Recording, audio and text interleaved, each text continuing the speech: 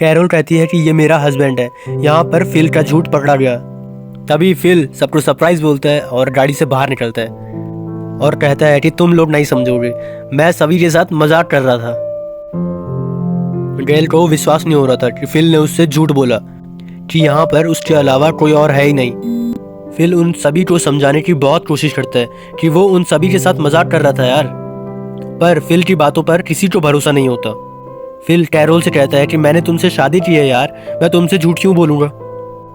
तभी एरिका सबको बताती है कि फिल ने उससे कहा था कि उसकी पत्नी मर चुकी है, और ये सुनकर सब चौंक जाते हैं। फिल का एक और झूठ उसी पर भारी पड़ गया था। फिल उन सभी को समझाता है कि वो दूसरी कैरोल थी, पर कैरोल कहती है कि जब हम पहली बार मिले थे तब तो तुमने कहा था कि मैं सिंगल हूँ। और यहाँ पर फिल बातों को घुमाने लगता है। फिल कहता है कि उस पहली वाली कैरोल से शादी करने से पहले बिल्कुल सिंगल था और उस कैरोल की मौत वायरस की वजह से हो गई थी, लेकिन उसकी बातों पर किसी को भी भरोसा नहीं होता। कैरोल फिल को चुप होने के लिए कहती है और सब लोग फिल को वहीं पे छोड़ के चले जाते हैं। फिल पूरी रात चलता है और अगले दिन जाके वो अपने घर पहुंचता है और वो देखता है कि सब लोग बैठकर नाश्ता कर रहे हैं। वो सबको गुड मॉर्निंग बोलता है, पर उसकी बातों पर कोई ध्यान नहीं देता। उसे सब लोग इग्नोर मार रहे थे।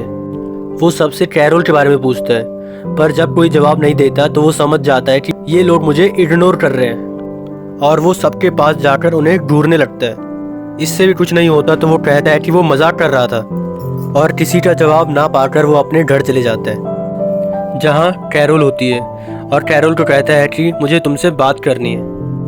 लेकिन कैरोल भूत की तरह आवाज़ निकालने लगती है और एक्टिंग करने लगती है। फिल उसे रुकने के लिए कहता है, लेकिन कैरोल नहीं रुकती। कैरोल कहती है कि मैं तो मर चुकी हूँ ना, लेकिन फिल उसे समझाने की पूरी कोशिश करता है। कैरोल कहती है कि तुमने मुझसे झूठ बोला कि तुम कैंपिंग में जा रहे हो, तुम पूरी रात उन लड़कियों के साथ थे। फिल कहता है कि मैं उन लड़कियों के साथ था, पर मैं उन लड़कियों के साथ मज़ा नहीं कर रहा था, और इसी बात को लेकर इन दोनों का झगड़ा हो जाता है। कैरोल फिल को उसके घर से बाहर निकाल देती है। फिल अपने बॉयफ्रेंड के पास जाता है जहां वो अपनी आज की रात बिताने वाला था। उसे लग रहा था कि वो ज़्यादा दिनों तक यहाँ पे नहीं रह सकता। उसे लग रहा था कि कैरोल उसे लेने आएगी, पर ऐसा होता नहीं है। अगले सीन में हम गेल और एरिका को देखते हैं, जो कि कैरोल से माफ़ी मांग रही होती हैं क्योंकि वो दोनों उसके पति के साथ मज़े करने वाली थी। वो कैरोल को कहती है कि उसे पता नहीं था कि फिल शादीशुदा है, वरना वो ऐसा बिल्कुल नहीं सोचती। लेकिन कैरोल गिल और एरिका को बिल्कुल माफ़ नहीं करती, और जब थॉट और मेलिसा को पता चलता है कि कैरोल फिल के धोखे की वजह से अभी भी नाराज़ है, तो वो दोनों उससे बात करने के लिए जाते हैं। पर कैरोल उन्हें कहती है कि वो बिल्कुल ठीक है और कुछ समय अकेले रहने चाहती है। रात में फिल शराब पी रहा था क्योंकि अभी तक उसे कोई भी लेने नहीं आया, और तभी उसके दिमाग में एक आइडिया आता है और वो अपने लुक को चेंज कर लेता है और कैरोल के पास जाता है फिल का भाई बनकर। लेकिन कैरोल समझ जाती है कि ये फिल है और उसके मुंह पर दरवाजे को बंद कर देती है। फिल एक और बार अपनी बेइज्जती कराकर वापस लौट के आ जाता है। अगले दिन हम सभी को देखते हैं जो कि मिलकर फिल का मजाक उड़ा रहे थे और फिल को दुनिया का सबसे झूठा इंसान कह रहे थे, और फिल ये सब बातें छुप कर सुन रहा था। उसे नहीं लग रहा था कि वो दुनिया का सबसे झूठा इंसान है, पर जब वो ध्यान से गौर करता है और सोचता है इस बारे में, तब उसे याद आता है कि उसने अभी तक सारा झूठ ही तो बोला है। और रात में जब ये सब बातें कर रहे होते हैं तो फिल वहां पर जाता है।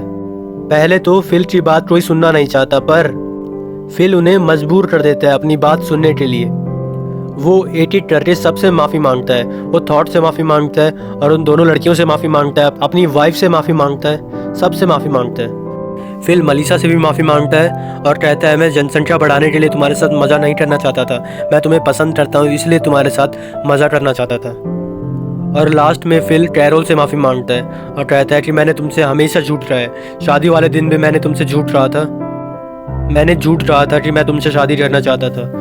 मैंने हाँ कहा और हमारी शादी हो गई। मैं बिल्कुल पसंद नहीं करता था तुम्हें।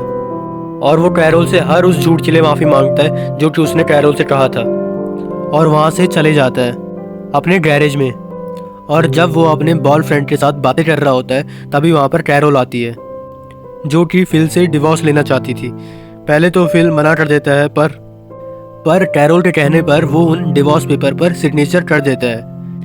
कैरोल वहाँ से चले जाती है और फिल अब पूरी तरह से आज़ाद हो गया था किसी के साथ भी रहने के लिए।